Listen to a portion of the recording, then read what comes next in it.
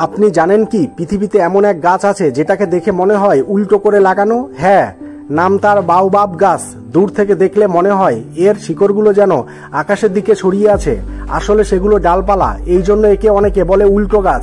Africa, Madagascar আর অস্ট্রেলিয়ার শুষ্ক ভূমিতে দাঁড়িয়ে থাকা এই গাছকে বলা হয় ট্রি অফ লাইফ বা জীবনের বৃক্ষ। কেন জানেন?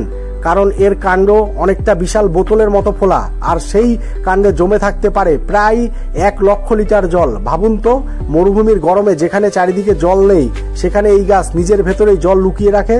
এর ভেতরে আছে বিশেষ ধরনের স্পঞ্জি টিস্যু যা জল শোষণ করে রাখে। শুধু তাই নয়, এর ফল ভিটামিন সি এর ভান্ডার। লেবুর চেয়ে প্রায় 6 গুণ বেশি ভিটামিন সি থাকে।